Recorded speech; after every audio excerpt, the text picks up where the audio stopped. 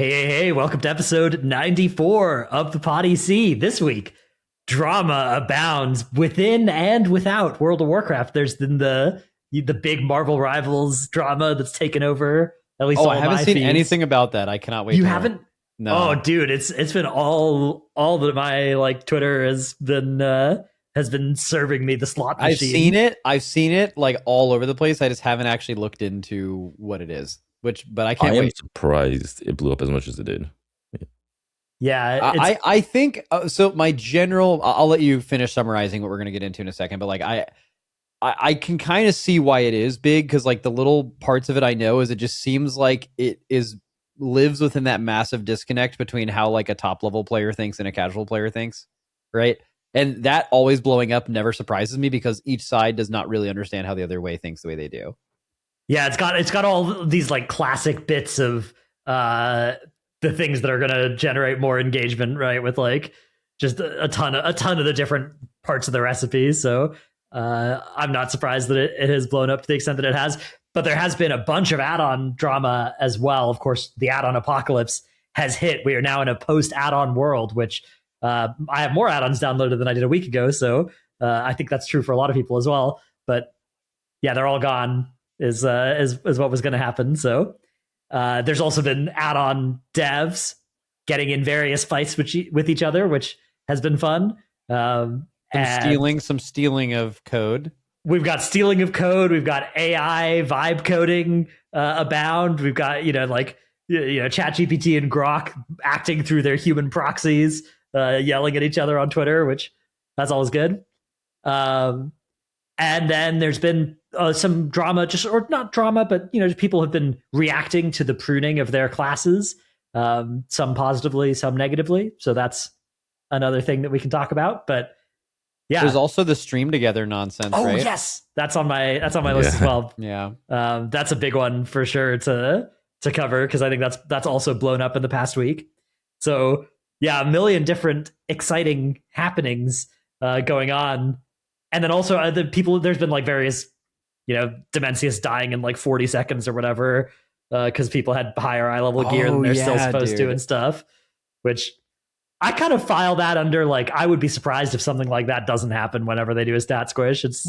I don't think anything that extreme has happened before, right? Where like, not this bad. Dude, I had major whiplash. Like I spent the previous day watching the Race to World Last and watching these guilds like have, by the way, 500 attempts like minimum basically to be killing Dimensius even this late, which is insane. They have 20 eye levels more than we had during the race and a 15% buff, and that boss is still just an absolute beast for these guilds. It's also one of the least nerfed bosses, right? Yeah, like P2, because you have to hold in P2, I would argue it's like not nerfed at all. Like the gear actually does not matter in that. Yeah, you got to do the whole thing still. Yeah, like in the last phase, it's obviously hella nerfed to gear. Same thing with P1. You skip like almost a minute of P1 and then obviously almost a minute of P3. But yeah, that, and then the whiplash of Tuesday coming around, and I kept my stream on long enough to see the first guild go in and do Dimensius, and it just died in the burn. Okay. Yeah, I always am really inspired watching the Race to World Last guilds go for it, and the one, obviously some don't succeed, but it feels really good to watch the ones that do. Like, that's so, yeah, well, I'm very glad for them. What I was thinking of is how fucked some people felt, because not everyone that's going for cutting edge at the end of the patch in the Race World Last actually cares about the cutting edge. I think some of them care about getting the mounts, which you can still get now. But imagine the people that put in all that effort in 500 plus attempts, that in some cases like stayed up all day Monday to kill it and didn't, just to find out you can just one-shot the boss in the burn the very next day to get your mounts. And it's like, why were we even doing this? Yeah.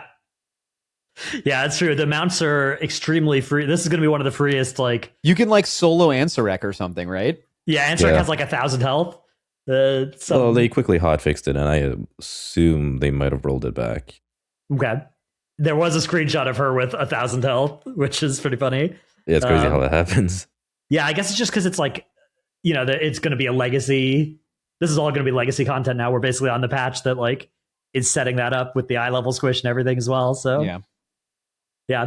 Either way, yeah, get your mount now if you want it from Dimensius. I think I imagine the price, if you want to buy one as well, is going to be in the like 100K or something range very imminently, because that thing is going to be turbo. Oh, it's going to be so free for anyone to sell. Yeah, you could sell it with like 10 different heroic geared alts. Oh, there was also a like bug on patch day. I'm assuming they fixed it, where you could buy some like 600 eye level time walking gear. Yeah. Which I think is like 3 or 4 expansions in the future power level, just like an insane item. Yeah. I saw that one as well. That's I've seen some of the like Warcraft logs with somebody just doing, 98% of the raid's damage. Yeah, good times. Good Rare too. The amount of like keys that are being done at like 53. Oh, really? That's people are just like, it's looking like Remix. Yeah. Which ended, by the way. Remix is over. It's sad news for all the remixers out there. Now we get I don't know. I really like this remix. I played this so much more than the mop remix. I'm looking forward to the next one. I wonder what they'll do. I've seen people talking about like vanilla remix or like Shadowlands remix, both being like Shadowlands but without the covenant locking stuff. Could be really fun. Yeah, I don't know. Either way, let's jump into, let's see, where do you guys want to start? Add-on drama, add-on theft, vibe coding, and such. Mutamax. Let's start with something especially early in the episode. I'm really interested in the Marvel Rivals thing, but I don't really want to lead it off with that because I think there's maybe some of our viewers that are more interested in WoW specific stuff. So yeah, so I'd like to see. So for the WoW add-on drama, all I've seen is that like apparently Neff UI like stole some stuff from some other thing, and then they made a post about it. I don't know anything about the AI slop coding, but with the prevalence of AI, that's not surprising with how many people are creating add-ons really quickly. Yeah, so the saga begins. So Neff UI began, I guess, development like pretty recently in the scheme of things. This is not like an established add-on. But when the cooldown manager was like starting to spool up, I think was when this largely started. Then a couple of months ago, Neff, who by the way used to raid in my guild, so I may have some bias here, but I'll try to provide an unbiased telling of story here. Ended up like finding out that the quasi UI was like stealing code from Neff UI. So then he like made a post about that kind of and then Quasi quickly was like, oh, I have fixed this, and the guy who did it, whatever, told not to do again, and because it's, I guess he's got people that aren't him making the add-on itself. And then more recently, now there was this other add-on, Dander's Frames, which alleged that Neff UI stole and copied the Dander's Frames code for the frames components of Neff UI. And so then Dander's put in this add-on conflict detected screen that you get if you have both of them going, and it's like, hey, both of these are loaded. Which one would you like to use? And then if you click use Neff UI, it says, that's the wrong choice. Neff UI has stolen and copied Dander's Frames. There's only one correct option here. And then more recently, I think today even, we have this post from, I guess, whenever this comes out, a couple days ago, more recently, Archimetra has posted this screenshot of Neff in presumably Neff UI Discord or something, saying that he's stopping development for Neff UI. It was fun. I think the add-on turned out decent. Annoyed at the slander and getting kind of bored with this, TBH. Then recommending some add-ons, firing some parting shots at Quasi UI, and add-on is all stolen code. What's the Quasi UI part of it? Yeah, I don't know. I mean, I don't follow it too. Let me switch to sharing this tab instead. Yeah. So from what I understand about Quasi UI is it started as a free UI that's just like composed of a bunch of different profiles from like say like Elf UI, Plater, etc. And then as the apocalypse happened, he started to develop his own UI, which composed of a bunch of add-ons that are apparently stolen, or maybe even like AI coded, or whatever is pissing a lot of people off. And so not only is it that, but it's also paid now. So, like that adds like an extra connotation to it, because like a lot of people are super against paid add-ons or profiles or whatever you want to call it, right? So it's like a mixed bag of between it's coming off as stolen, people not liking Quasi, and it's being paid now rather than being a free add-on. Yeah, then Neff ends with PS. 90% of new add-ons that have popped up are coded with AI because AI is very good at developing Lua. And then if you don't like AI because of whatever reason, your future in this life is going to be miserable, and I pray for you, Champion 07. So that's... I mean, that's a large part of this whole conversation, because like a large reason why all this add-on drama is happening is because of the prevalence of AI and how AI is like such a large part of political and social issues at the moment, right? Okay, I guess I mean maybe I'm like totally missing the cultural impact here, but like let's say someone makes an add-on that has a very low failure rate and is really good, but it was either partially, or let's just say for the sake of argument, entirely created by AI. In that scenario, I kind of don't care, right? I have a working thing. I'm not like a pro AI guy. Isn't there? Yeah, I mean, the idea is the robustness and the morality behind using AI, which I mean, yeah, like I'm actually completely agree with you, Max, because like, apparently, like, I don't know, I have like a bunch of friends who work in like software development and all, and like this is something that's literally prevalent in the entire industry, right? Like if you're not using AI, you're so basically it's like you either are a liar or you use AI. There's no like in between, right? Because like pretty much like everyone does it nowadays. It's not like you're making it entirely with AI. It's more like you're using it for certain functionalities, right? Like boilerplates or whatever it might be. So I don't. Yeah, I mean it's kind of just like they're trying to call out Neff for using AI when he said that it was not really like anything major to it. I don't know. I'm not exactly sure what he did. Yeah. So with AI, it's one of these terms that it generates a lot of visceral feelings in some set of people. There's a set of people who are just going to hate anything with either AI, or in some cases they'll be more specific where it's like generative AI. But in the case of software development, it is overwhelmingly like generative AI and language models that we're talking about here, which are, there's a subset of people who believe that those are just kind of unethical to use in any case, or destructive to some virtue that exists. And I think that argument is strongest when we're talking about like art. Is something artistic. Yeah, that I get. It's like messing up the creative process. It's like replacing true creatives. I get that, but that isn't what this is. That so what this coding is? Well, it's adjacent, right? It's the line here is not there. You can't draw people want a clean product. line. People want a product, right? And that's the thing with games art as well, right? Like if somebody made a game and it was like a great game, and all the characters and stuff were done by AI, but you couldn't tell, there would be a small set of people that were like, this is AI, I'm ideologically opposed to this. But most people would be like, yeah, this is good. It's at a good price point, therefore I'm going to use it, right? Like yeah, that. But I mean, in this scenario where that is possible, it's going to become so prevalent because of cost saving that it's just going to be the only option, right? Like, right. Which I think there is some genuine like pushback against that, so that doesn't become the case. Yeah, there's a set of people that are like, look, we need to stop this. Like, we need to prevent AI from becoming acceptable, because if it does, then it will, that'll reach this point of no return. There's another set of people who think if we develop AI too much, we might get sentient AI, in which case there's an overwhelming likelihood that would wipe out the human race. I've seen videos like that. There's a compelling argument for how there's some good movies. There's some good movies about how that turns out. Okay. I can understand why another add-on developer would be like, bro, this guy's making some UI garbage. And he doesn't respect the add-on because of that. But as a consumer, as me and you are downloading an add-on for our UI, like, I almost feel like at least how you interact with the add-on, like if it's AI or not, if it's quality or not quality, I guess there's some connotation that like, oh, it's made with AI, so it's bad. Okay, but if it isn't, right? If you didn't know it was AI, but you were using it and you were liking it, like I feel like for a consumer, most people actually wouldn't care.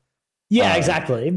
But now I think that in the case of some of these add-ons, like sometimes you could tell where it's like, oh, this doesn't work well because it's been AI coded, right? Like Well, how can where- you tell? Like add-ons haven't worked well for fucking 50 Yeah, I mean, I was years. gonna say, like, Fine. Yeah, this but, has- like, you even look at, before like- AI was a big thing, like this was still a thing. there are certain kinds of bugs that can exist that you can kind of tell are in I the don't same think way we'd that be like able you to can kind tell. of tell. I'm too You stupid can to tell personally, but yeah. Yeah, like, They're- I think like maybe a developer would be able to tell. But in the I don't same way think where it's like the average you can consumer sort of is. tell, obviously AI is getting better second It's over like when second. you watch a video, But yeah, you like can it- still tell like the kinds of things that AI is likely to, mess the up. kinds of ways it's likely to lead to Unless things you being are weird. an elderly person on Facebook right now, and then AI has you in an absolute chokehold, and they cannot tell what's real and fake. Nah, to be Yeah. fair, there are a lot of videos out there that are like extremely convincing. Because like, Yeah. I don't know if you've seen Yeah. those subreddits. There's like a bunch of subreddits now that are like, is this AI? And they would just be like posting these videos, and it's impossible to tell like some of them if they're AI or not. Like some of them are actually real videos from like 5-10 years ago, and people are claiming they're AI. Yeah, people That's how people are not crazy it's great gone. at I mean, yeah. diagnosing it in all cases, but there are. So, for instance, there was a vibe coded web app that would do that thing where it's like, hey, we've sent a code to your phone. Put the code in and we'll access your account. There was one where it's like, hey, we've sent the code, and then it said what the code was, and then it said to your phone number, and then put it in, right? And like that's the kind of error that is almost certainly done by an AI rather than like. Yeah, Like there's not going to be a human. Like those are the sorts of things where it's like, okay, this is just the language model has done some pattern recognition and is not perfect yet. But yeah, I mean, I agree. I think that it's going to become more and more indistinguishable. That process is over the past 2 years, 3 years has been extremely fast. And I think it's also true that depending on the type of thing you're coding. WoW add-ons, which are entirely via Lua and it's like a pretty simple task compared to a lot of coding stuff.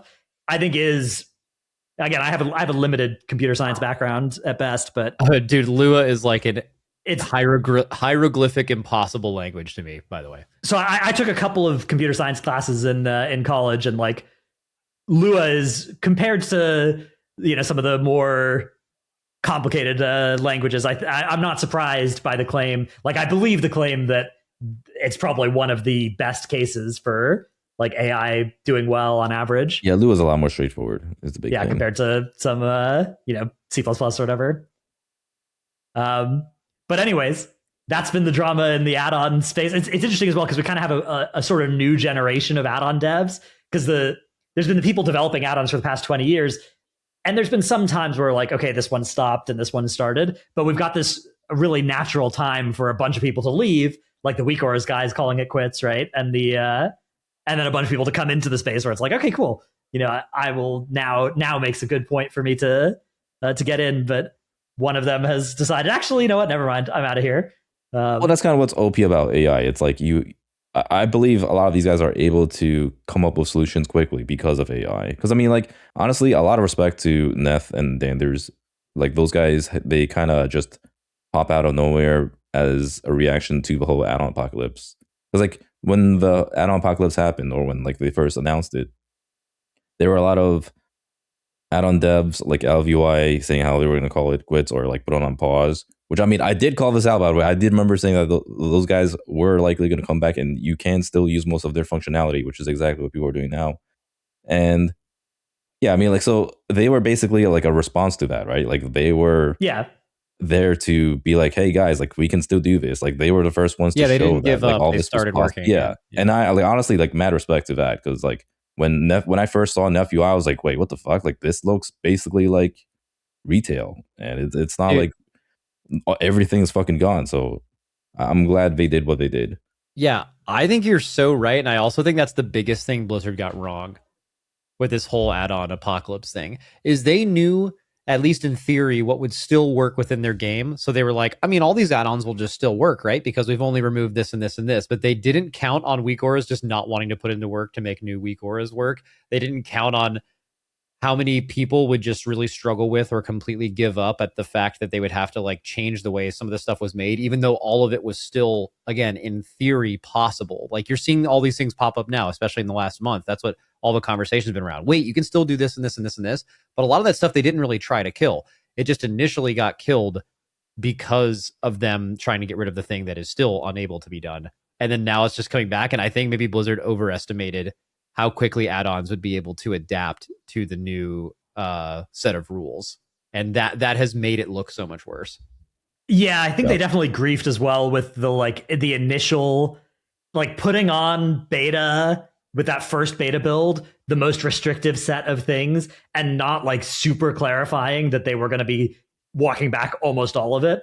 I think it's very understandable if you're an add-on dev and you look at this and you're just like, yeah, none of the stuff I'm doing will work anymore. And then as Blizzard starts walking it back, some people in LVI were in the position where they're like, okay, never mind, we will develop this. And some people like WeakOrs are still we're out of here. Imagine history, because maybe another thing they overestimated is just how much WeakOr is carried. Because WeakOrs was just doing, the reason you have more add-ons than you had a week ago is because WeakOrs alone was doing what so many of these add-ons do. And I think just imagine a alternate reality where WeakOrs was like, you know what, we're just gonna fucking double down and we're gonna still make WeakOrs work, and we're gonna put in the work to do this, and it'll still be obviously a diminished version, but is still going to replace you having 5 more add-ons, 10 more add-ons. And Blizzard just fucking low rolled, with low rolled or didn't high roll, basically. I don't think, I'm not saying WeakOrs is just fucking lazy or whatever. I'm sure it was just made in a way where they would have to completely remake it, and that just wasn't worth it, right? But yeah, they whole thing's fucked. Yeah, it would at the very least be nice if WeakOrs would work outside of instance and raids, because a lot of people have started to come out and say how they used WeakOrs, but not necessarily for all of the combat and buff tracking, etc. Because a lot of people just have some simple WeakOr, just show whatever easiest delves are for the day, or to show they were goated. What I need to, all that stuff is still fully functional. Literally none of that has been taken away, right? The only things that haven't been taken away is actual in combat stuff. It was taken away because the baseline WeakOrs doesn't exist, right? Yeah, but they can have some it of the way that you'd have to of code them has been you'd have to basically redo it, right? It's you basically just have to make it not load in instances. I would argue that the version of WeakOrs that you just described, the WeakOrs that exist out of combat, is actually the most valuable part of WeakOrs. Yeah, it's what majority of people use it for. The right? quality of life of those random things, or the fun aspect, the Pedro Lust WeakOr or whatever, just stupid shit like that is I feel where a lot of WeakOrs value was. I do think a lot, even the Pedro Lust thing, that might be the kind of thing that's relying on information that's now combat. All secret values. Well, the point is that something that isn't actually important or helping you in any way, it's just fun. Yeah, I miss a lot of I think the WeakOrs as sort of a micro add-on package would be really valuable to get back. But yeah, I don't blame the WeakOrs devs for not wanting to, basically redo all of their work, but for less functionality, especially given that the role of add-on dev is basically you get shit on by large parts of the community, you make very little money, and then you get to watch streamers make a lot of money for selling your profiles of your add-on. If I was an add-on dev, I would be out of there so quick. Oh my God. Dude, I actually had an interesting Twitter interaction because of this. I basically had a tweet where it was the people who I thought when this add-on apocalypse would be the most affected were the UI grifters, the people selling their UI. And then there was a guy that responded to me and was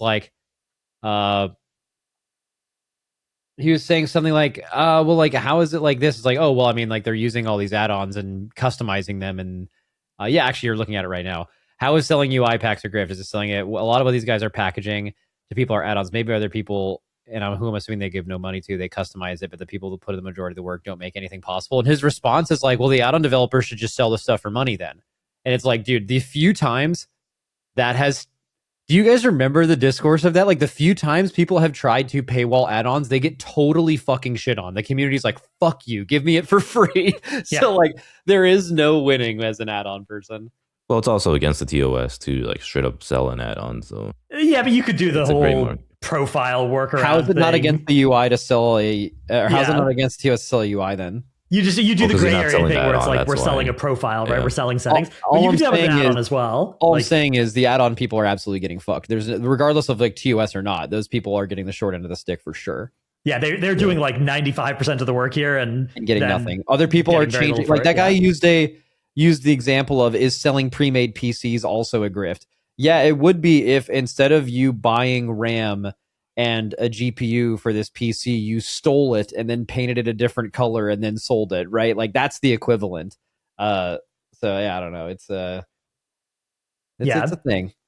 Yeah, I don't want to like come down too harshly on people, selling UI packs, because I think in some cases it is a good amount of work and it's like it's reasonable to sell, and you're promoting, people are seeing it on your stream and you're doing the work of packaging it up and them buying it. The main thing is just like, I do feel like, given that there are people making money that way, we really need to find a way for the add-on devs to make as much or more, because they're doing as much or more of the work.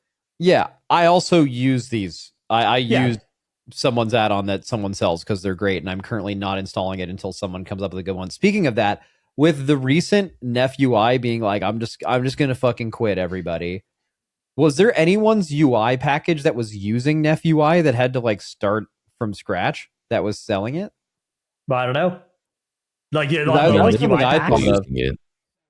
Yeah, like I know Now's UI uses Nef UI. So Now was like getting ready to like package his UI to get to people.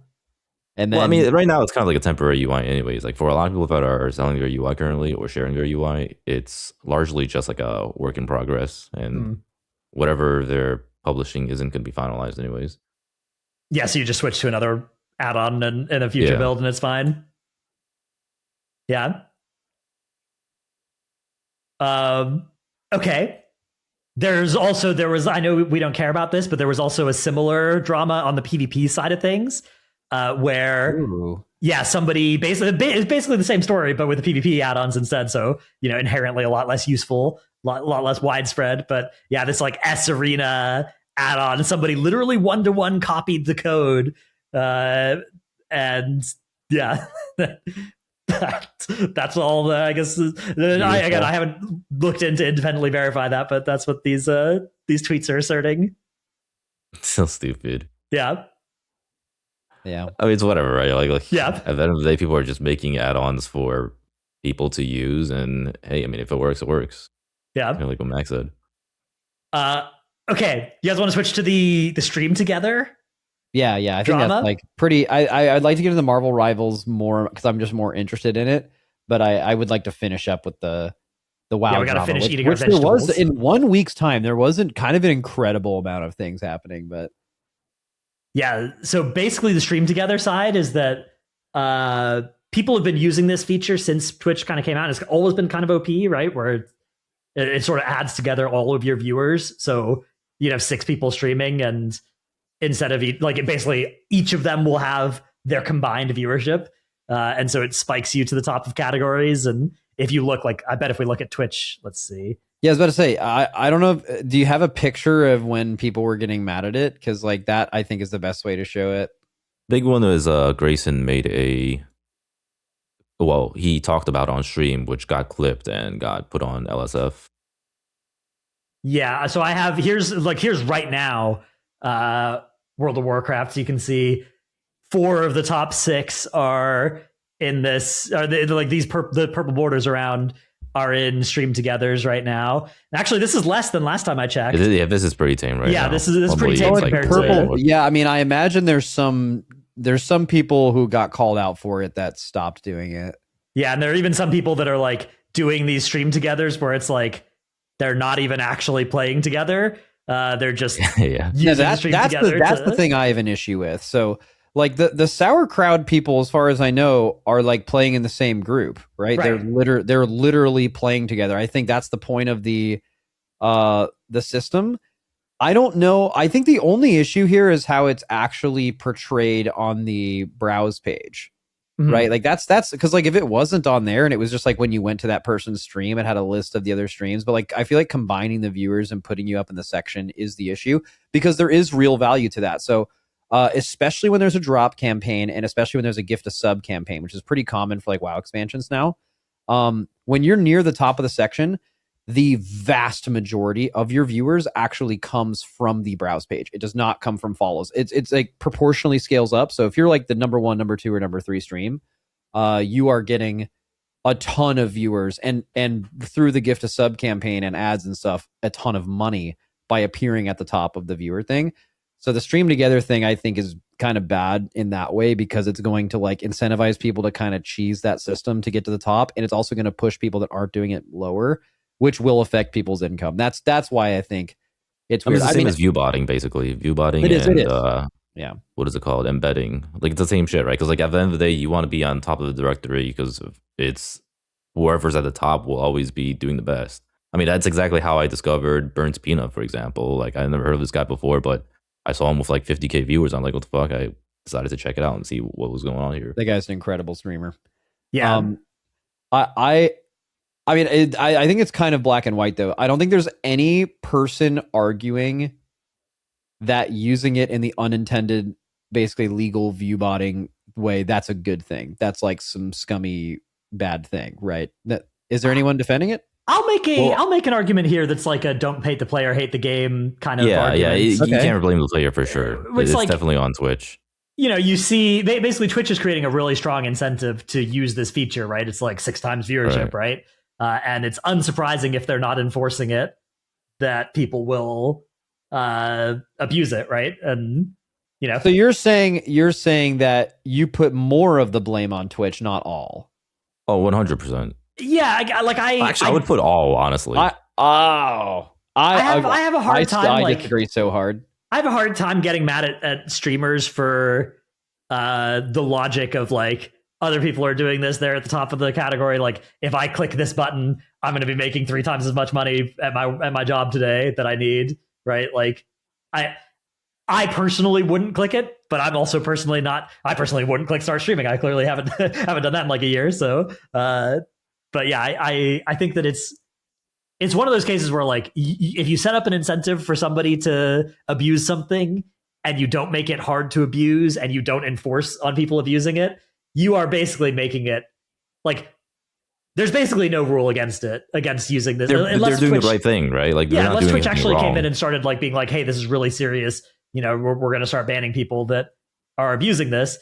In which case, even still, I'd be like, okay, well, now what you're incentivizing is people just kind of like loosely streaming together and making their content worse because it's going to give them way more viewership, right? Like these people that are using Stream Together and not actually like in a voice call together could just get in a voice call together and like say something every 10 minutes.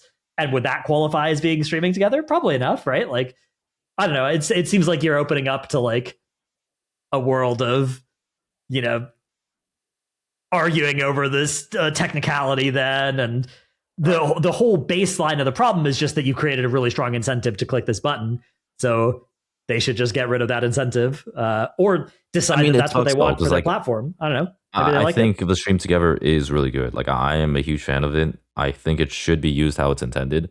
The problem is like trying to police it is hard. Because I thought it was really cool when MDI was happening and then there was like a bunch of Stream Together. So like everyone kind of knows like, oh, this is like where all the stuff is happening, right? And like these guys are doing a big event.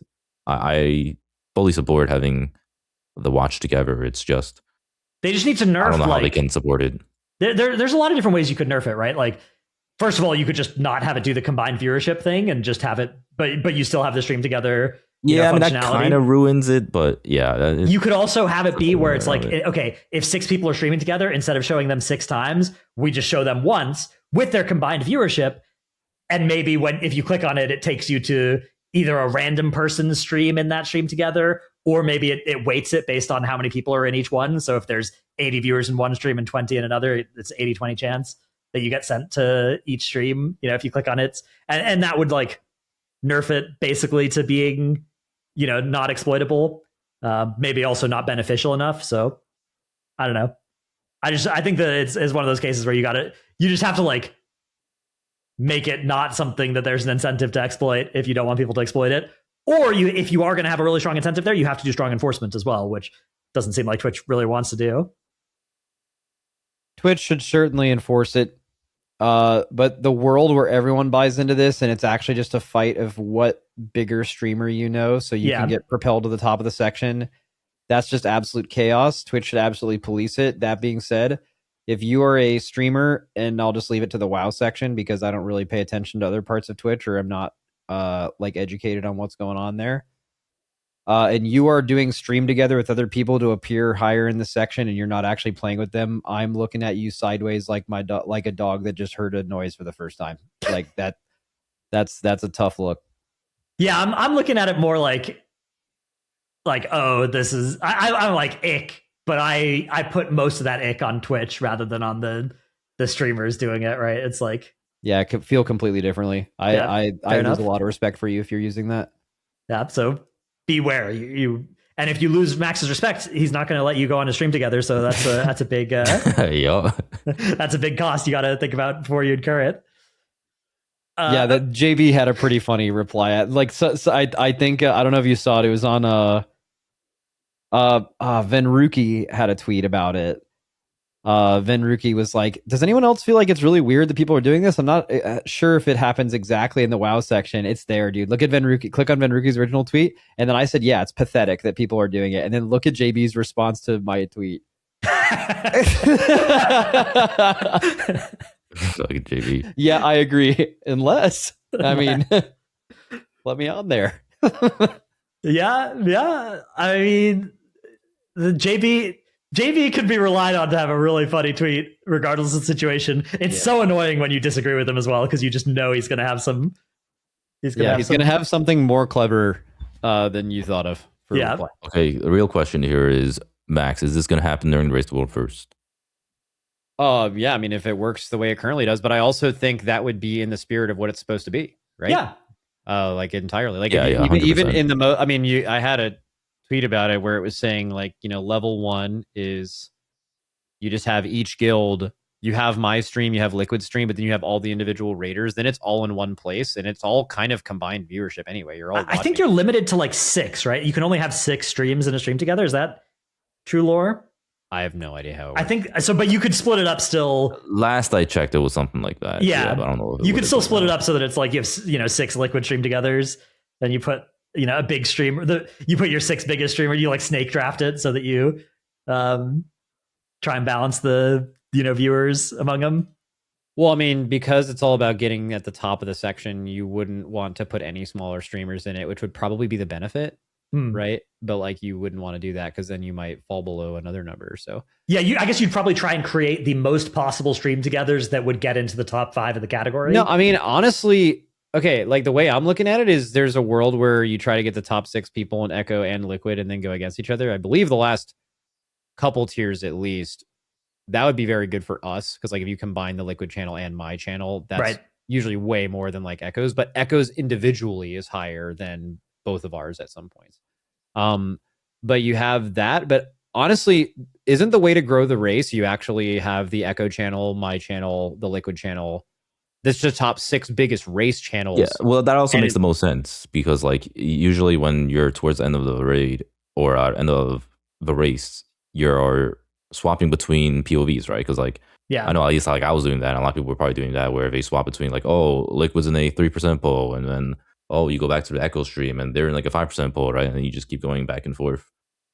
Yeah, and that's also the way that it grows it because people will see channels on Twitch and they're like, what the fuck is going on that has 180k viewers right now? Right. And that's gonna have a much bigger impact in gaming culture than splitting them up. So yeah, I don't know. I mean, I haven't had any conversations about that with them, but like I don't know, that's interesting. I have a suspicion that the odds of there being a stream together that's like Liquid Guild, Echo Guild, Maximum, Gingy, Fired Up or whatever. My suspicion is that stream together would probably be the most optimal one in theory, but wouldn't happen. Wait, does it combine the chats? I think you can or cannot. Oh yeah, bro. It's an option. Bro. Yeah, you should combine. That would be amazing. That would be the most insane thing to look at. Dude, yeah, that would actually be cinema. I would enjoy that race to first all of human history. Much. I don't know. I think it'd be enjoyable for 5 minutes, and then it might be the hardest thing to look at of all time. I'll watch that shit for like imagine the last day of the raid where you have all 6 channels combined chat, and people are just like, "Go ahead, go you, fuck you," and it's gonna be amazing. Yeah, amazing. That sounds amazing. That doesn't sound terrible. That sounds great. I'm sure people would love it. I think the like worst people that are fans of every guild would make that bad, and if it weren't for them, it would be amazing. And if it was just like the normal people fans, 100%. Yeah. Either way, I'm interested to see what the meta ends up being for the race. I kind of feel like Twitch will do something to nerf it before then, but if they don't, I think it's going to be definitely like a defining. This will be the stream together Race to World first. Yeah, it'll be like the last time it happens, maybe. Maybe, that might be the catalyst, because I imagine a Race to World first stream together will be the biggest stream on Twitch by quite a bit. I mean, why? I mean, in a way, like why is stream together capped at 6? When I imagine that's a nerf, there. To stop like just the whole category from, setting it up streaming together every day. Yeah. Then if you're not part of the club, you just get fucked. Yeah. God, that would be so toxic. Okay, breaking news in the add-on drama front. We have a new tweet from like 30 minutes ago where we have a tweet now alleging that the UI add-on Quasi is selling on his Patreon, contains full one-to-one copies of LVUI files and code. This is against the licensing and will result in an investigation via Patreon's designated copyright agent. Holy moly. There's no way. We're going in. Fucking the add-on drama is ridiculous. Wait, they're gonna investigate them? There's there's gonna be a fucking lawsuit. Patreon's designated copyright agents getting called in. Wow. LVY versus Quasi. Dude, I don't know why this is kind of backtracking. This is kind of backtracking a little bit, but I remembered what the stream together thing is like for me. It's the exact same thing for when streamers put drops in their title when there are no longer drops, just to have more people click on their channel section, which doesn't even work. It's just reprehensible behavior. I find to be more like it's the same thing, more deceptive, but I guess both are. Yeah, I guess. Okay, but what if it's just like they're just being negligent? Head, they're not. Their head is turned sideways like a dog for sure. Yeah, you have a limited amount of like goodwill to give to people when it's like, oh, oops, I'm being negligent in a way that is giving me, maybe there's drops. Maybe I will say like there are definitely a lot of times where I like completely forget to change my stream title. I think if it's like I also don't give a shit about. I think there's so obviously a difference. It's like 2 hours ago the campaign ended and my title still says drops. That's a different thing. Bro, people were slamming drops for actually weeks. Yeah. After there. Sorry, not to. I meant. No, you're good. Backtracked a little bit. So wait, who's even? So sorry. Is I thought Quasi's add-on wasn't paid in the past. It wasn't in exactly. In the past, it wasn't, but now it is. I guess is the. I mean, for Midnight. He has a. I mean, I can't fault him too much for that, just because. I mean, he obviously has a chance to make a lot of money with it. Yeah, I love his UI. I guess it depends on like how much your full ripping code. I wonder what team people are on, because like they're both. Well, how does that work? Has LVY been released yet? I think it's got a beta branch that is either working or it's not like fully released. Yeah. Okay, but so is LVY basically saying this person is selling their UI with LVY in it, and we're going to investigate you? Or is there something else? He's making his own thing with it, but he stole LVY's code? So my suspicion is that what's happening, is that like the Quasi UI that's being sold, in addition to having like LVUI profiles or whatever, is also just got LVUI in the file, right? So like you download the file and it just all works out of the box, which means LVUI is in it, which means the LVUI is now alleging, you're selling my. But hasn't LVUI been in like every single add-on pack for the past couple of years that people have been selling? Yeah, so but they're selling the code, it seems. Yeah, I guess the thing is like if you have to go download LVUI somewhere and then import this profile, that's probably a step that insulates you from copyright liability. But if you package up the LVUI as part of the thing you're selling, then that probably exposes you more to it. I'm not a 100% copyright scientist, but that would be my guess on what's happening here. Yeah. Either way, we'll update everybody further as the add-on wars continue, and at some point, I'm sure Blizzard will get rid of all these things, and we'll finally get to play the game the way it was intended. But at least the first add-on Apocalypse kind of missed on solving that. Yeah, more importantly, on that Apocalypse, you guys seen all the workarounds? Yes. So let's switch over to some There's of like that. multiple of them. Do you want to start off with Ellesmere's discovery of custom action bar glows based on procs? So you can make basically weak auras. Empyrean Legacy glow Word of Glory, Infusion glow Judgment, Divine Purpose glow Holy Power, right? And like you can just make different procs glow different buttons. From what he said, he's manually editing Lua files. This sounds awfully familiar. Yeah, you've heard of Lua files being edited before, right? Yeah. And then somebody hears, "This is ridiculous. You're trying too hard and can't adapt to change." Oh, yeah. Yeah, get him. I mean, this is kind of like a gray area, isn't it? I mean, if you're editing Lua, that's what just making add-ons is, right? Like, is it? Yeah. I think so. I mean, he's basically just made a custom add-on here. To be, but I mean, I'm not the expert on this.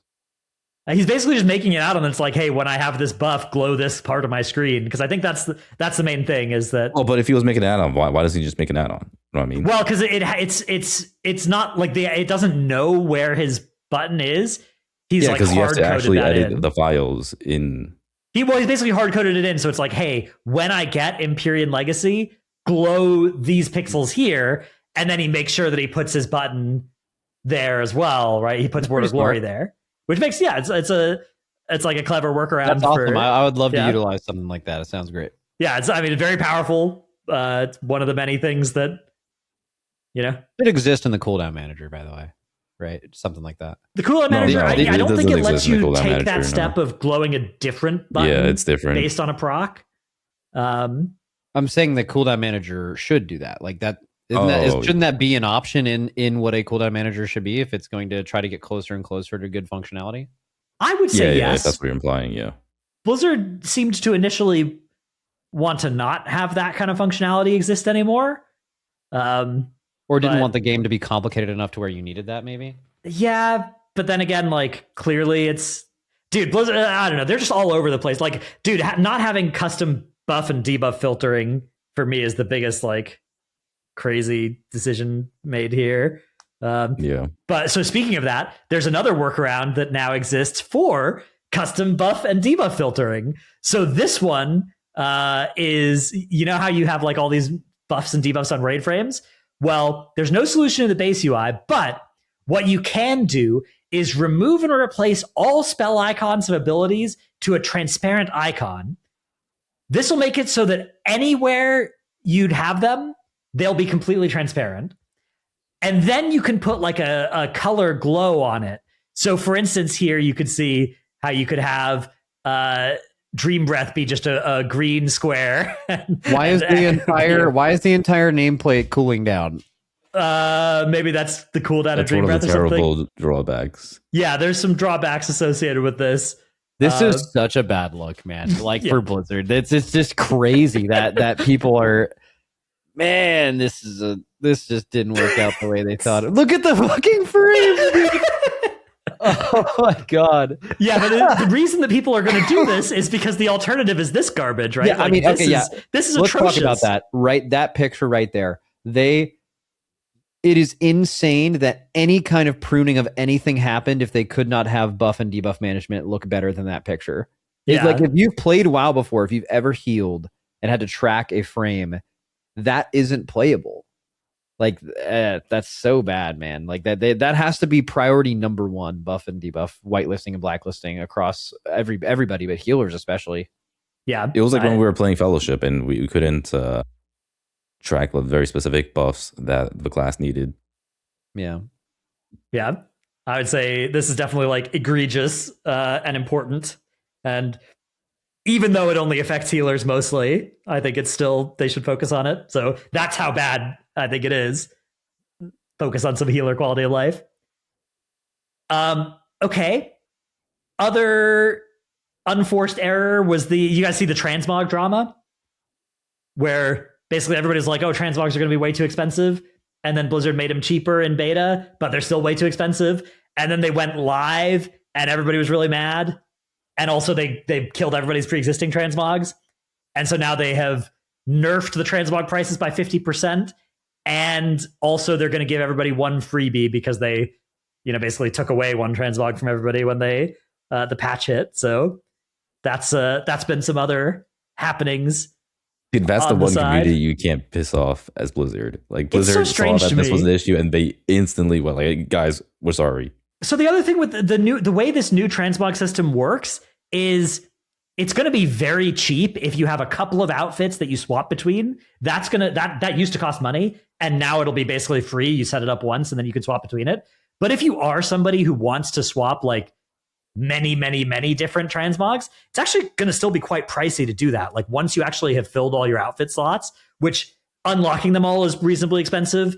But then, it's free to swap between them. But if you ever exhaust that list and you want to actually do more customization, it's again going to start costing you quite a bit of gold, which again, it strikes me as like, why do people that are like super obsessed with transmog, like those people often are pretty gold poor. And I think that side of the game should be cheap. Like it should be cheap or free to have fun with the transmog system rather than like have it's right now it's like people that use it a little bit are gonna have a way better time than they used to, but people who use it a lot, it's actually going to be a little bit worse eventually. So what's the theory behind why they would do that? It's like the same. Is it when you have what's the keystone thing where you get to resilient? Like you unlock a new resilient thing, you feel like you've progressed in some way. Is the additional gold cost to just unlock it in the first place like a sense of achievement or accomplishment? Is that what they're going for? I mean, I think for a majority of players, this is just straight up better. It is, yeah. It's like for most users, I think this is going to be better. It's just like the turbo high end. It reminds me of like it's like the 1%. Yeah, it reminds me of things you do to like nerf the 1% from going too crazy in a power level system, right? It's like some kind of thing you do to cap out people, but it's like this. It doesn't seem appropriate to apply that to transmog. It seems like, if somebody's a power user of transmog, they don't need. There's nothing bad happens with that, right? It's not like they're going to impact the rest of the economy or the player base in some negative way by just having like 400 different transmogs that they swap between on a week-to-week basis. So I don't know. It'd be the kind of thing like it'd be the system you'd implement if there was something where you're like, people are going to optimize the fun out of their gameplay, so we need to put a limit on it, or like we need to put a restriction here so that people aren't hit by decision paralysis. But I don't think either of those would apply to this either. So again, I'm a little stumped as to why this works this way. I'm guessing they just want another gold sync on. Yeah, but again, I think the gold sync here is going to apply to such a small set of the player base, and that set of the player base is probably not got a lot of gold in it. Like they're probably not the people that need to get the gold siphoned from them anyways. So I don't know. I'm confused. Other news, we have a survey from the BNet launcher, apparently, of Blizzard asking, which of these concepts would you find the most appealing as a potential new spec? Hunter Healer, Support Priest, Monk Range DPS, Tank Shaman, Tank Rogue, Range DPS Holy Priest, Support Paladin, Tank Warlock, Range DPS Death Knight, and Healer Mage, and they all have some, like a couple sentences of explaining how that would make sense as well. I think you don't want to worry too much about these sorts of surveys, because just collecting this data is kind of free for Blizzard to do. Has there ever been anything that has come out of these surveys? I think before like Season Max. of Discovery, they surveyed some of those. Oh, yeah, Max, you're muted. I don't have anything directly to point to.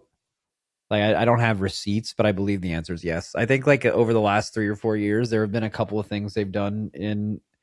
Now these were emailed. Like sometimes they email these surveys to like past WoW players that are actually kind of frequently not actively subbed, and that's kind of the point.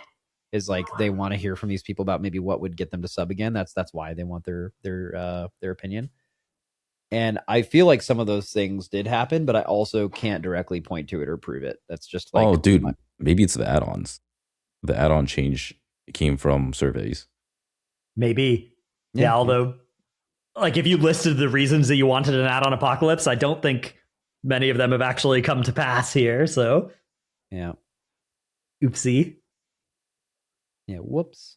But yeah, I think this is interesting. I don't know. I'm personally always on the side of like, I don't feel like the game needs new specs from a balance or high end perspective, but if they're exciting for new players, I'm always happy to see people have things that are exciting for them. So some of these do sound pretty fun as well, potentially. I mean, I would Tank personally Rogue. want a new tank spec just because Yeah. we haven't had one since Legion. Tank Rogue sounds like it would be a very high skill tank, depending on how they set it up.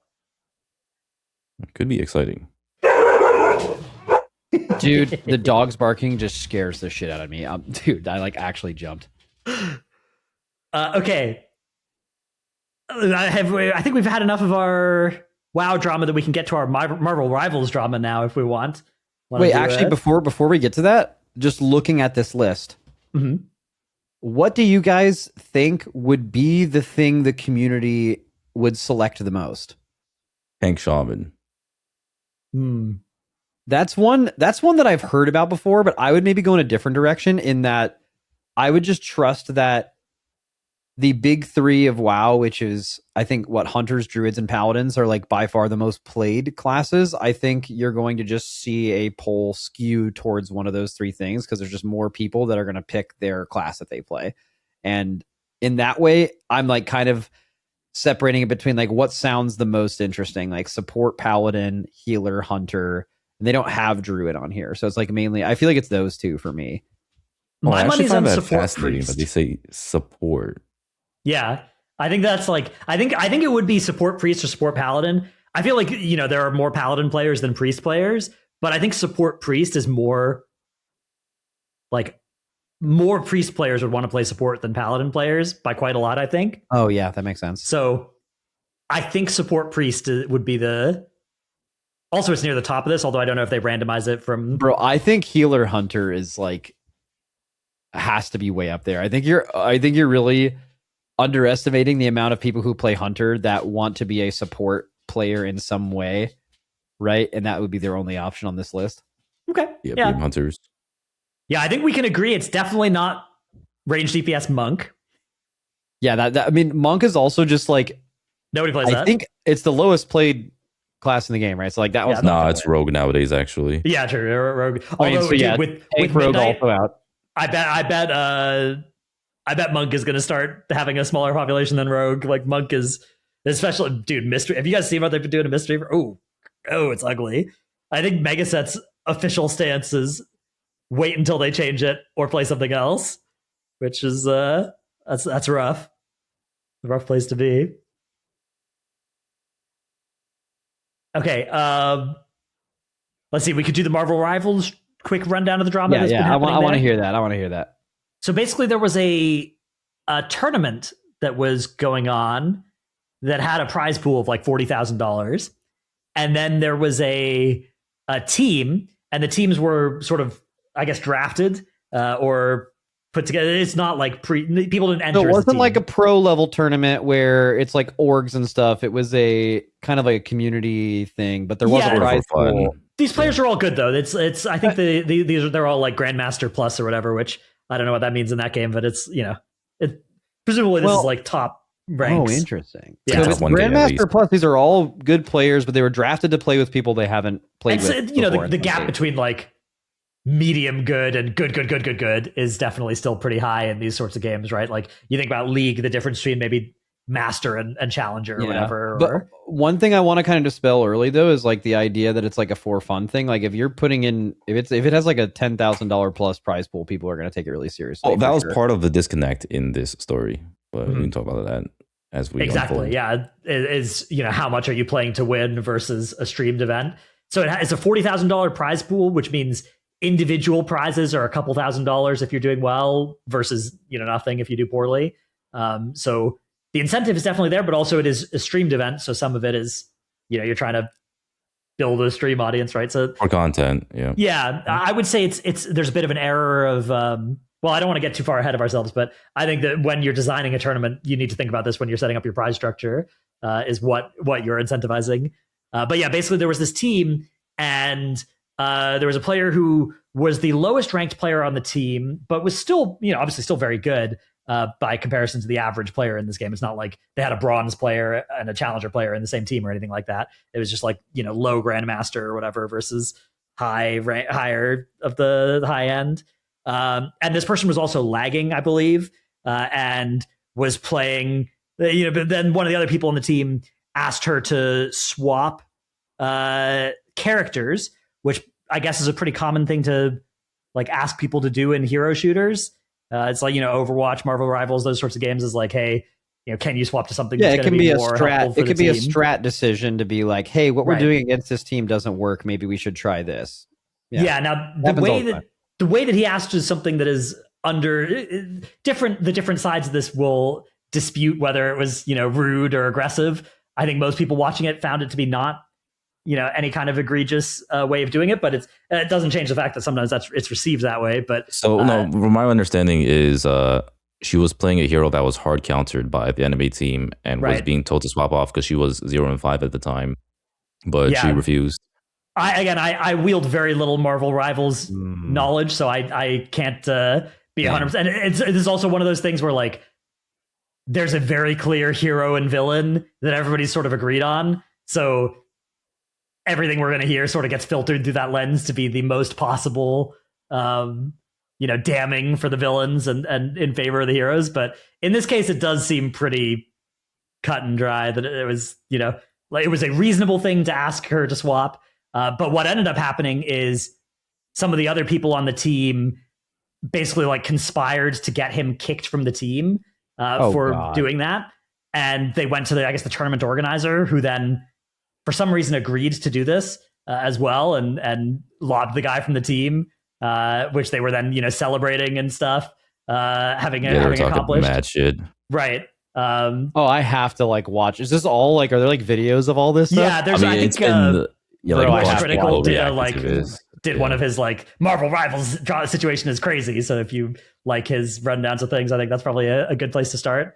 Been covered like everywhere pretty much. That's great. Yeah, that sounds awesome. Because like there's like two extra parts of it. Like I feel like the drama could have died down pretty quick if it's just like a disconnect between two people, but them conspiring to get him kicked when he probably didn't do anything wrong, right? That's like and so he's also playing like for him he's like a college student, and the money is a big motivator for him, whereas the chances of winning and the money is a smaller motivation for I guess the rest of the team, which Did the rest of the team know each other, or were they also random people that had never played together before, and they all individually were like, this guy has to go? Or did they just like play favorites basically? Because like I find it hard to believe that is this a case of it's not what he said, but the way he said it? Was he like, listen, I don't even think shitter. It was that aggressive. No. It was like genuinely constructive, like, hey, I think we're getting countered, like, can you play another hero? And then she just flipped out. Like, is that... He came off a little bit aggressive, but like, it was like understandably so. It's like an assertive in-game leader type call, I guess, is what his supporters are saying. And I think most people who play those sorts of games agree that it falls in, there was that kind of thing. I mean, I can also playing to win. Yeah, also I can tell part of this too is it's really unfortunate that probably added fuel to the fire is the fact that, for example, do you think this is just as big of drama if it wasn't a girl that... 100%, because like a large part of it is because like him, like if he told this to a guy, it probably wouldn't have been as big of a deal, but like him telling her this, she was complaining about like how he was mansplaining, and it didn't help that like the other member or two of the party were also girls that were like kind of backing her up. So it was kind of like I mean, like, why are you telling us how to play the game type shit? Well, there's the other side of it too, where the reason why I would flame up in the other thing, and not to say I haven't even listened to this, but on the side of the guy that was like IGLing and calling it out, there's unfortunately a lot of video game people who do not have very high opinions of women and think they're very bad at games, right? So like he is going to, all those people already picked their side, and those people, if you haven't already figured out, are very loud on all types of social media and Reddit and stuff like that. So those people are probably fanning the fire crazy, and they're unable to look at it any other way other than girl did something wrong because guy told her to do something. And like I think that probably added a lot to this too, even though that might have not been actually how this played out at all. Yeah, that's how it played out, but it is like 100% being fanned by that. Yeah, it's one of those cases where it's like people that are, you know, spectators, and they're like assholes and generally wrong, but they happen to be right about this one as well. Yeah, exactly. The worst person you know made a great point. Yeah, exactly. You're on this one and you're like, okay, you know, in this one particular case, this, you know, this case of like it doesn't a guy have to telling do a with woman the fact what that to she's do. the girl. Exactly, like that. Yeah. That is not. They're feeling justified. Basically, it's right. like, oh, like this, I've had this experience before. Like, you know, like it's some dumb e-girl that sucks at the video game, and right, which is not what's, and like, yeah, you know, not what's actually happening. Not what's happening here, importantly, but they're reading it that way. So yeah, you know, there's definitely, it's one of those cases where whenever you're agreeing with those people, you've got to really triple check to make sure that you're not like accidentally joining Team Evil on this one. But I'm pretty confident in this one particular instance, it's not. Yeah, I bad. mean, if the dude's also a college student and he has the chance to win thousands of dollars, like he's gonna take it seriously, you know, like that. Yeah. And then this, it sort of has you remember the Pirate Software mana drama. I think that a big reason that this continued to blow up is that there was that same sort of characteristic of like doubling down in the face of criticism and sort of not being willing to accept on whose side? On the side on of the girl side, the girl, and the not the person who didn't swap, but the people who like conspired to get him kicked from the team. They're, you know, on being called out about it, there's like lying about what happened, and then screenshots come out showing that they actually did say these different things, right? And it's like, you know, people are just lying about things that are clearly provable. Man, this sounds like some grade A fucking drama. I'm actually glad I missed this. Like afterwards, they like, to add salt to the injury of him getting kicked, they were like making fun of him and shit, and like talking about how he's like being like a broke boy or whatever. Like I don't remember exactly what happened, but like basically, making so like basically like, these girls were kind of just these girls are streamers, right? So they're like playing for content and shit, and like we're just like having fun. And one of the reasons why she wasn't swapping, from what I understand, is like that's what she's like known for playing, right? Like it's like her main or whatever the fuck. So like they're doing it for fun, right? I mean, maybe not for fun, but like I guess the best way to explain it is it's like the Plunderstorm tournament, except a little bit more serious. And then you know, like the guy like obviously wants to win the tournament so that like he can get some money and pay off his college debt, etc.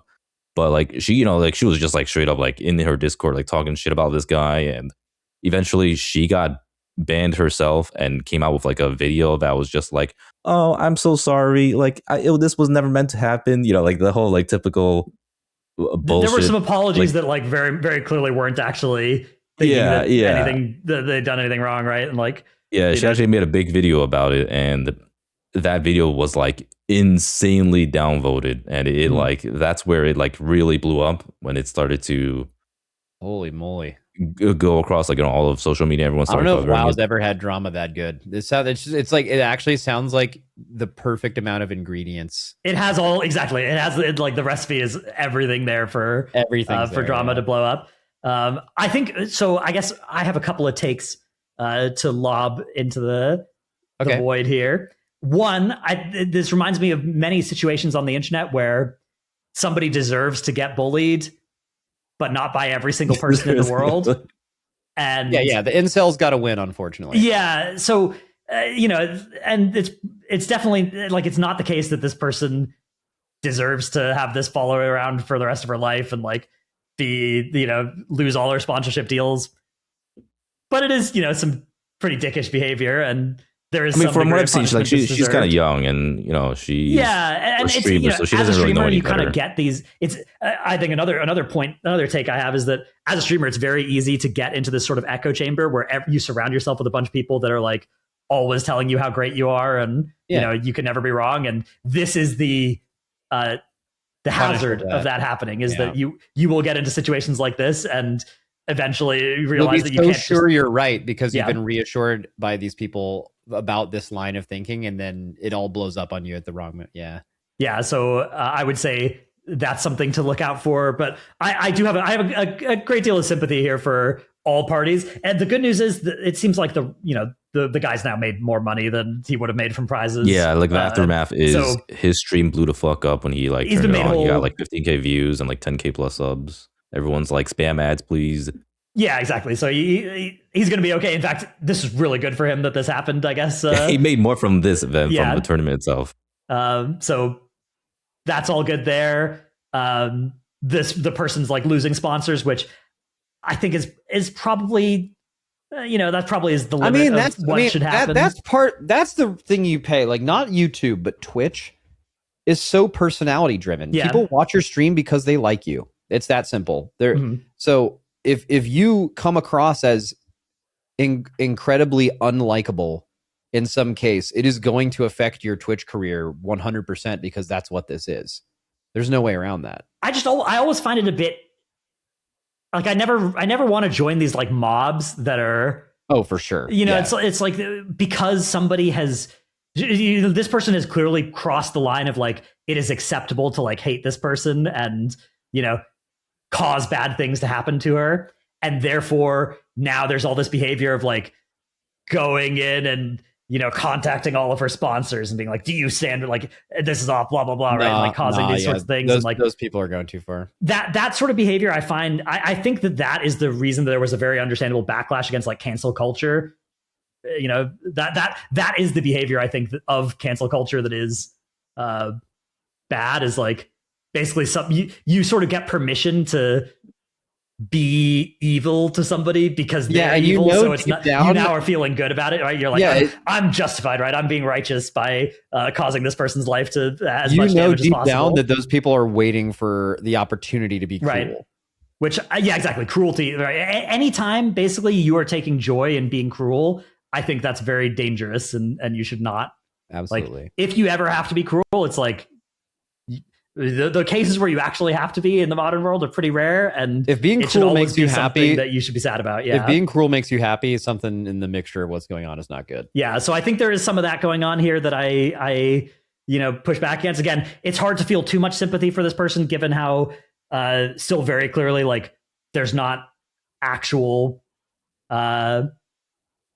feel like she's not actually sad for being wrong. She's sad about consequences, but at a certain point like that, many people, if we were in this position, we would be unhappy because all the shit that's getting thrown our way, right? Like it would take a while probably before we'd be able to have any self-reflection of like, okay, actually I was being a dick here. And it's harder for that process to happen if you've got, thousands of people that are hunting you down and, doxing you and doing all this stuff at you. So basically also, I don't like that side of it. One thing you said about it too earlier is, how someone's chat makes them feel like they're right. It's not like it's normal for someone to experience the whiplash of like, oh, so now in this moment, they're going to realize that they had a bunch of yes people around them and they're a streamer and that's what happens. Like when they made that apology, they were probably still dealing with the fact that they were just so sure they were right because everyone that's ever told them online has made them think they were right all the time. Right. So like, there's going to be some pushback against it because it's kind of unrealistic to expect someone to just be like, oh, that was all wrong. Like all in one moment, right? So they're right. The bad apology, like it's the same thing with Pirate Software where people said, "Oh, if he just said like, yo, I goofed," it would have just been over. And if her apology was like, "I like super overreacted and I took that the wrong way and I whatever," like it kind of would have been over. But it's really hard to expect that someone who did that in the first place would immediately come to that without being not genuine as well, right? It would have been a fake apology. Right. Well, again, like I said, she is young and she's probably like not used to the situation that she was put in. But also, speaking of Pirate Software, dude, it's crazy what happened to that guy's career. Like he's still doing pretty well streaming wise, but it has like he has fallen off so far compared to what he was at. Yeah, he's a Twitch streamer, came off as unlikable, therefore his Twitch stream will never be the same. It's no more complicated than that. Yeah, I mean, you got to be marketable. Then my final takes for this are, if you are organizing a tournament of some kind, you need to think about what your prize pool is incentivizing. If you create a prize pool and you are giving a lot of rewards to first and second place, you are going to encourage a lot of competition and competitive behavior.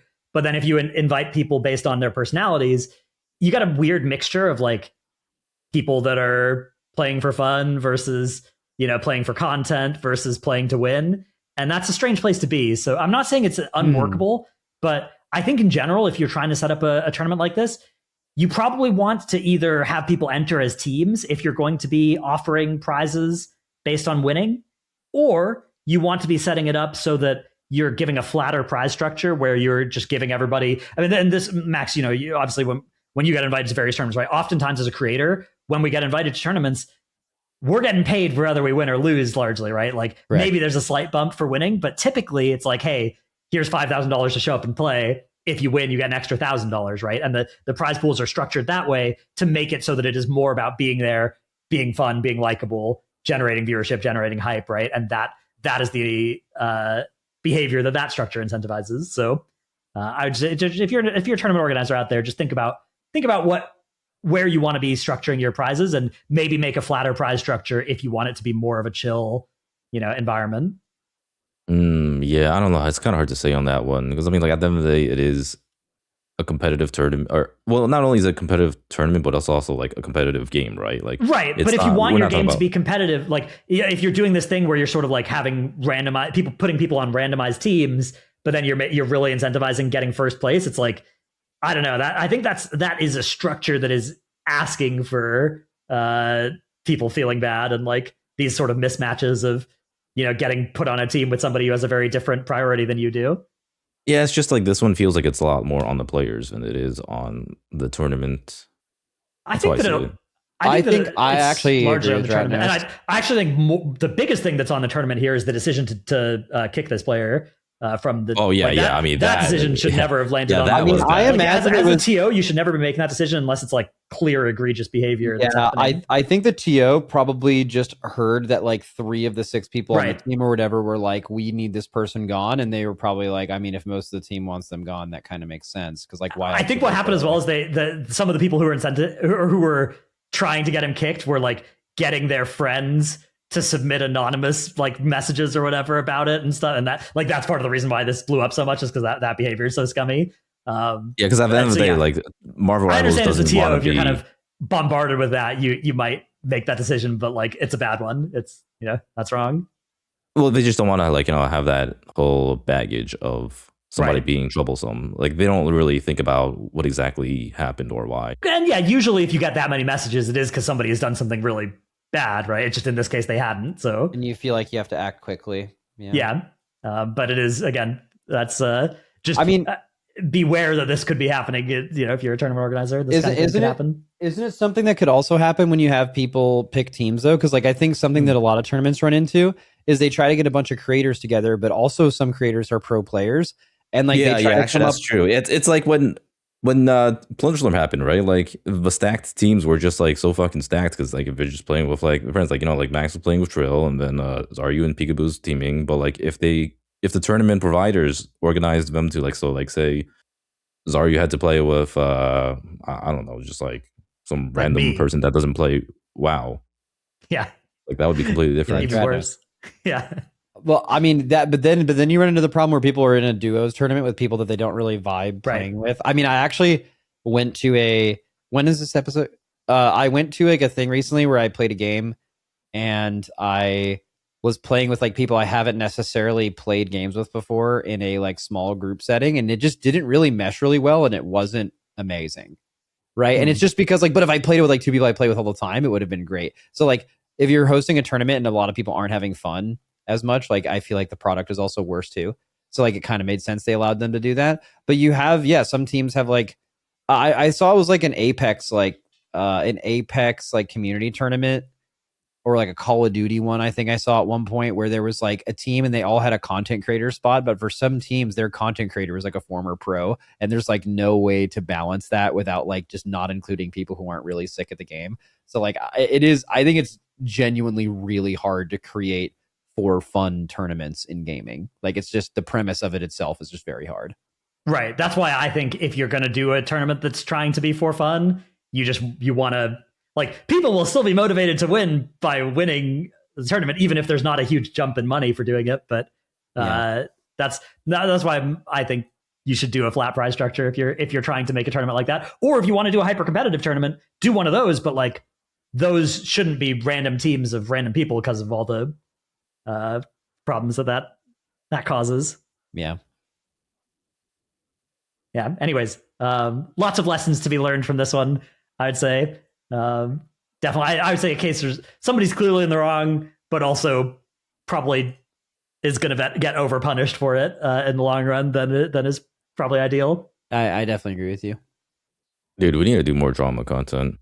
I love DramaCon, dude. I love following drama on Twitter. Like, I mean, if we all from love the and find it, far away. I'm not usually that into drama unless it's really good, and it sounds like that Marvel Rivals one is like it just has everything. But yeah, no, I mean, I'm always in. Yeah, we do. In theory, we do drama for our drama content for our Patreon, which we gotta start. By the way, if you're a patron and you've been mad at us for not providing enough Patreon exclusive content, we're really seriously about to get that back on track for sure. TM this time. So thank you for your patience. Anyways, I think that's all that I have written down. There was also the pedo guy streamer, but we don't have to talk. That one's more like icky. Wait, who?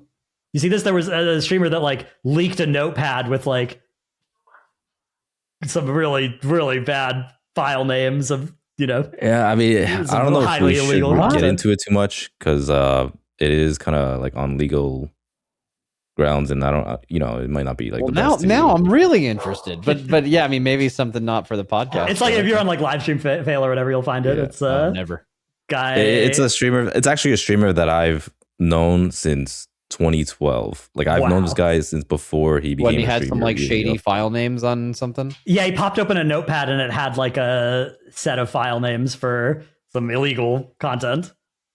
Oh, yeah. Even okay. Yeah, so I'm not becoming less interested the more you two talk. By the way, but it's, I think also, Dorki, can you confirm that does the streamer play top lane in League? I don't know. Actually. I saw a comment on Reddit that was like, "Oh, another top laner," like the stereotype is, because that's always been the stereotype about top laners in League of Legends is being confirmed once more.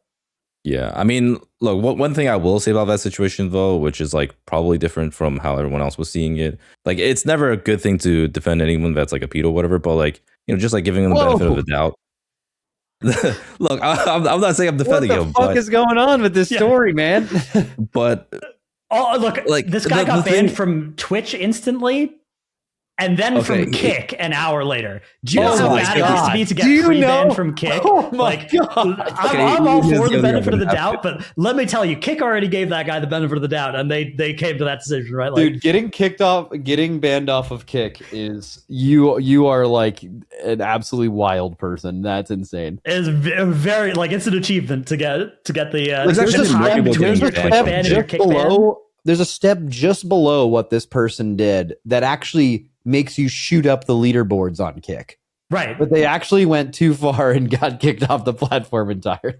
Yeah, exactly. But yeah, basically what happened was, so I don't know if you know about how Notepad works on Windows 11, but essentially when you open Notepad, it would just pull up all your most recent notepads, right? Even if you didn't save them. So the guy opened Notepad and it had like a bunch of extremely suspicious links. Is the TLD of what happened.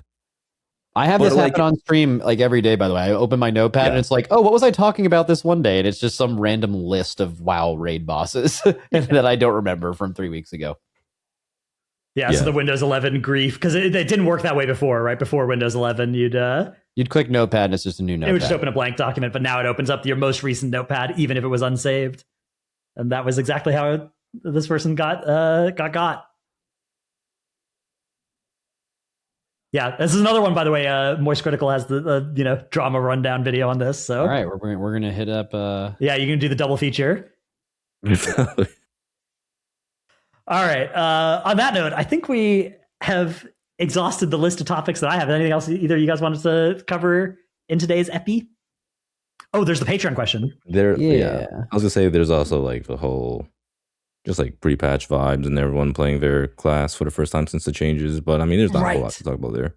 It is worth talking about like how it seems like there's been a lot of negative response to how pruned people's classes are feeling. Although there's been some positive as well. Yeah, again, I'm not surprised. I think this is definitely to be expected. But yeah, okay, let's do the Patreon question. So today's Patreon question comes from Smiley Face. It says, "Hi, I'm a new player, started playing midway through War Within, and I took the advice given on this podcast to heart and focused on trying to do as much damage as possible as my first step towards being a genuinely good WoW player. I managed to figure that out. Now I have a lot of all-star points, but I know there's a lot more to being good at WoW than that, and those other things are at least as important, if not more important, than big numbers. I'd like to know if you have advice for transitioning from a player with good logs to a player who's excellent at the game as a whole, and if there are any skills I should try to prioritize over the course of the next season. Thanks, and I appreciate the podcast a lot. Awesome. It's a heartwarming question to read. I mean, I would say like the first thing that kind of is a red flag in this whole message is a little bit too much of an emphasis and worrying about damage, all-stars, and logs. Because like, yeah, I mean, I think our advice initially was that like you should get good at that first, because everybody who's good does good damage. But then you also have to do more stuff, right? But like doing good damage is part of the recipe. Isn't the answer to this question just keep doing what you know how to do? Just do it in progressively harder and harder content until each little step of harder content becomes something you can manage, and then you just keep doing it more and more, and then you get better.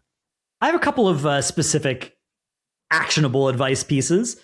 I would say during progression. So obviously, you want to start doing like hard progression content. That's going to be hard, and you're going to probably be doing less damage as you're doing harder content for a while. So you'll have the access of improving at that to do again. I would say try to look for mistakes that other people are making, or like bad things happening to other people, and figure out how to not have those happen to you. Like a really valuable trait of a raider is if you don't have to have something happen to you to fix it, right? Like you get this thing in these guilds where it's like every single person in the raid has to get this overlap in mechanics before they learn how to deal with it. And if you can learn from somebody else fucking it up how to not die to that overlap or whatever of things happening to them is really valuable. So I'd say that's something to try and like use some brain power on, is like, oh, what if that had been me, right? Like if somebody dies and is getting yelled at by your raid leader, you just want to do some internalizing of like, what if I had been targeted by that, right? Like, would I have also died to that? Or do I have an answer for if I'm in that spot next time? Yeah, I guess that's my big little hack. But I think besides that, like you said, Max, it's just do some harder content and keep doing harder content and, try and do good damage and not die in it.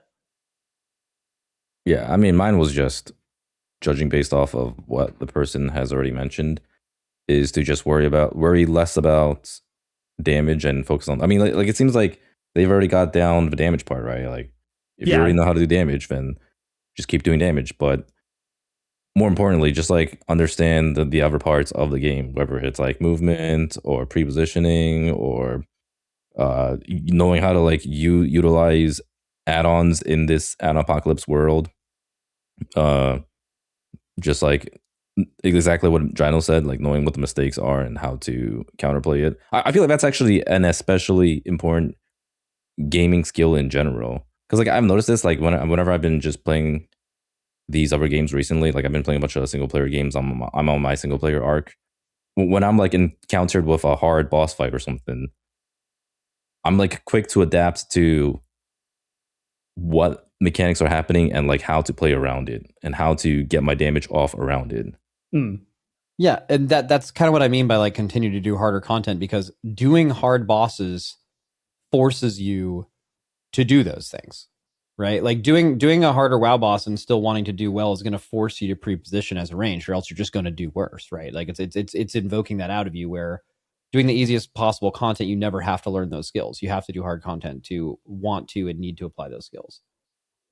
Yeah, I would say also like just try and make sure that you play with people that are better than you. Like don't try and always be the highest damage player in your guild, right? Like try and join a guild where you're not the best anymore, right? And then, obviously you want to be good enough to play there, but I think there's a trap that some definitely true people fall into, where it's like they feel bad when they aren't the best player around, so they never play with people better than them, and you're not going to get better if you don't do that. So yeah, don't be afraid about no longer being right now. You probably have a conception of yourself as like, yeah, I pump, I do a lot of damage, and in order to become a better player long term, you might have to sacrifice that for a bit, right? You might have to go down a little valley before you can climb the next mountain. I would say consistency is also extremely important when it comes to progression. That's something that's like heavily, what's the word, underutilized, I guess, because like most people just think about the moment when when the kill happens, right? Like they don't think about consistency throughout progression. They always just like think about like the end results. And I feel like that's like such a trap that a lot of players make, especially in like the top 100 guild, but not in the top 10 guild. Yeah.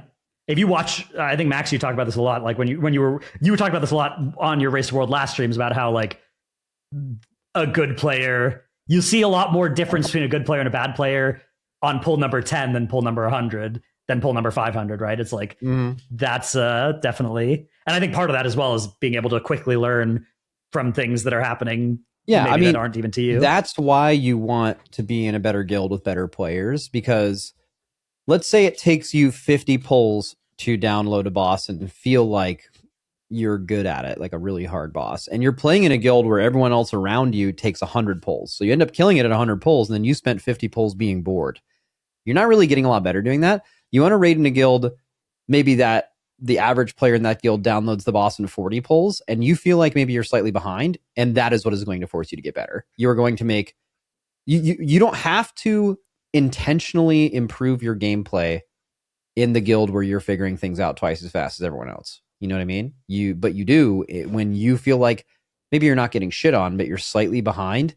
That is what is going to, number one, let you look at the methods that people around you are using to do that, right? Because they're a little better. But then also you are going to analyze your gameplay much more closely because you want to figure things out at the same rate as everyone else. You don't want to be the burden, right? It's the playing with better people will make you better. Yeah, I mean, I think it's a general life thing is that if you are comfortable, you're going to get better either not at all or a lot slower than if you like force yourself to be uncomfortable, right? Like you want to be in a position where you're like, damn, I'm struggling, right? Like that is what leads to growth in almost all cases. Is that always true? I actually wonder about that. I think with this sort of thing, yeah, with like brain skill improvement or muscle skill improvement, all of those, I think it's almost always true that you need to be like struggling to some extent, or you don't need to be, but it that improves it.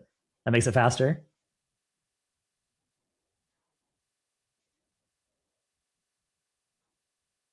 All right. W Patreon. Thank you, Patreon person, smiley face person.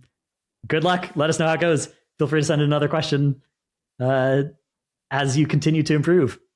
That's going to be it for the PoddyC episode 94. We'll be back for PoddyC episode number 95 next week. Wait, I thought we were going to talk about the whatever thing, but yeah, I'm down to end it here too. No, yeah. Was the class pruning and stuff? It's just like free patch stuff and what's been going on and all. But yeah, I mean, we can just, there's going to be more of that next week, right? Yeah. Well, this is a World of Warcraft podcast. We don't have to talk about actual World of Warcraft at all on it. We can just do drama all day and push that to next week. Yeah. I like it. All right. See you then. We'll talk about pre-patch, and unless a lot of other drama happens. Yeah. There's no way there will be this much drama next week. This was an this was an insane high. This was a banger amount of drama. Yeah. Anyways, adios. Adios.